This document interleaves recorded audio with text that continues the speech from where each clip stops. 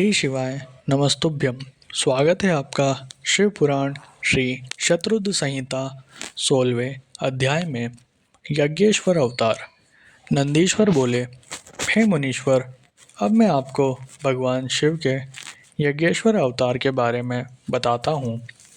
एक बार देवताओं और असुरों ने मिलकर सागर के गर्भ में छुपे अमूल्य रत्नों और धरोहर को निकालने के लिए क्षीर सागर का मंथन किया।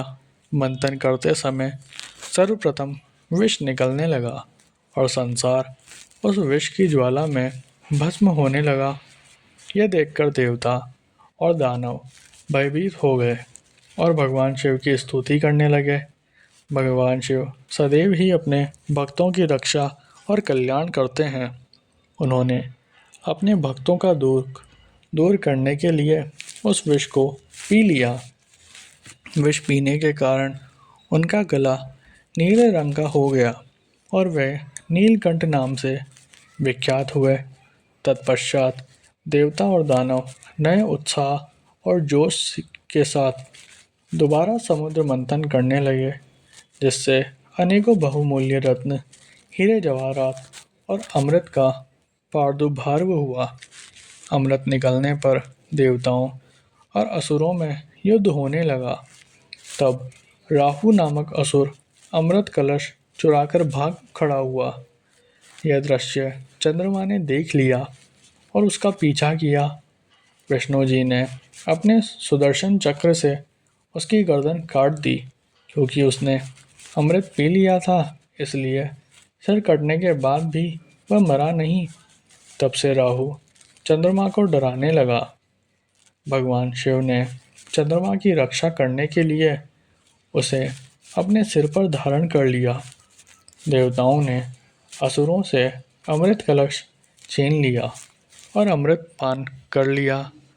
अब उन्हें अपने पर अभिमान होने लगा और वह अपने बल की प्रशंसा करने लगे। जब इस बात का ज्ञान त्रिलोकीनाथ भगवान शिव को हुआ कि देवता मदान्ध हो गए हैं, तब उन्होंने देवताओं को होश में लाने के लिए अपने मन में निश्चय किया। भगवान शिव यक्ष का रूप रखकर देवताओं के पास पहुँचे। देवता उनसे अपने बल की प्रशंसा करने लगे। देवताओं की गर्वपूर्ण बातों को सुनकर यक्ष रूप धारण किए भगवान शिव बोले, हे देवताओं, तुम्हारा ये अभिमान और गर्व झूठा है। सच्चाई यह है कि तुम्हारा निर्माण करने वाला स्वामी कोई और है। तुम गर्व में भरकर उसे भूल गए हो। तुम में अहंकार और अभिमान आ गया है। अभी मैं तुम्हारे बल की परीक्षा लेता हूँ। यह कहकर उन्होंने एक तिनका धरती पर रखा और कहा कि हे बलशाली देवताओं, अपने पराक्रम और बल से अपने अस्त्र शस्त्रों का प्रयोग करके इसे काट दो।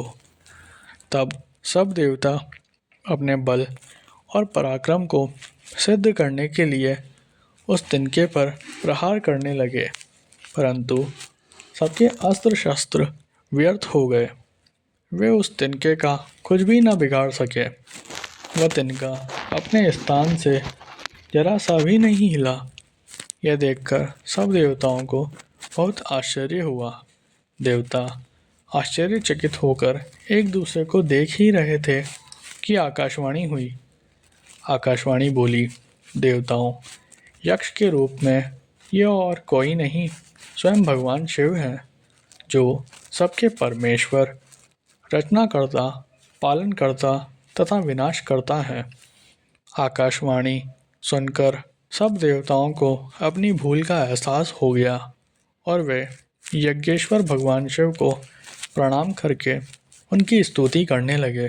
शिवजी ने यज्ञेश्वर रूप रखकर देवताओं का घमंड दूर कर दिया। फिर सबको आशीर्वाद देकर वहाँ से अंतर्ध्यान हो गए।